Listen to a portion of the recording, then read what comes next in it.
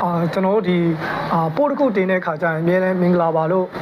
ဒါအများနဲ့နှုတ်ဆက်တယ်ပေါ့နော်ဒီတစ်ခေါက်မှာတော့ကျွန်တော်တို့မင်္ဂလာပါလို့တော့မနှုတ်ဆက်ချင်တော့ဘူးပေါ့နော်ကျွန်တော်တို့ဒီမြန်မာပြည်မှာလည်းငလင်တံခံစားနေရတဲ့ပြည်သူပြည်သားတွေအတွက်ကျွန်တော်တို့လည်းထပ်တူခံစားရတာမို့လို့ပါပေါ့နော်ဒါကြောင့်ကျွန်တော်တို့ဒီနေ့ဧပြီလ1ရက်နေ့မှာဆိုရင်ကျွန်တော်တို့ဒါငလင်လုတ်ခဲ့တဲ့အချိန်ကိုတတ်မှတ်ပြီးတော့ကျွန်တော်တို့ဒါအနည်းငယ်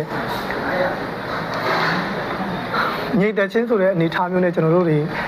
နေပြရမှာပေါ့နော်ဒါကျွန်တော်တို့ကျောင်းမှာဆိုရင်လည်းကျွန်တော်တို့ဒီဧပြီလ1ရက်နေ့ကနေစပြီးတော့ကျွန်တော်တို့9ရက်နေ့ထိကိုကျွန်တော်တို့ဒီသင်တန်းကျောင်းတွေအကုန်လုံးပိတ်ထားတယ်ပေါ့နော်ကျွန်တော်ဒါငလင်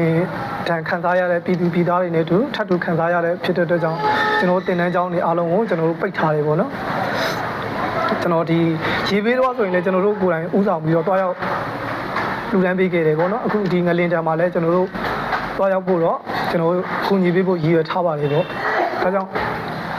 ပြည်သူပြည်သားတွေနဲ့ထပ်တူခံစားရပါတယ်လို့ကျွန်တော်တို့ဒီကနေပြောချင်နေပေါ့နော်ဒါကြောင့်အခုလူနိုင်တဲ့သူတွေလက်ရှိလူနိုင်တဲ့သူတွေရှိတယ်ဆိုရင်လည်းဒီငလင်တန်ခံစားနေရတဲ့ပြည်သူတွေကိုဒီချက်ပို့ပြီးတော့လူတန်းပေးပါအောင်လို့ကျွန်တော်ကနေထပ်မံပြီးတော့တောင်းဆိုပါတယ်ကျွန်တော်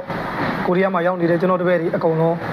ဒီမြန်မာပြည်မှာရှိနေတဲ့တပည့်တွေအားလုံးကိုလည်းကျွန်တော်လမ်းပြီးတော့အကူအညီတောင်းပါရေပေါ့နော်ကျွန်တော်ဒီလူတန်းပေးစီခြင်းတယ်လို့ကျွန်တော်ဒီကနေပဲအမျိုးမျိုးတောင်းဆိုပါရေပေါ့ထပ်မံပြီးတော့စိတ်မကောင်းကြီးစွာနဲ့ပဲကျွန်တော်မြန်မာပြည်ဒီလိုမျိုးဒဏ်ဒီခံစားနေရတဲ့တော်တွေမှာအားလုံးစိတ်ကိုပြင်ဆင်ထားပါလို့ကျွန်တော်ကဒီကနေပဲပြောစီချင်နေပါလေပေါ့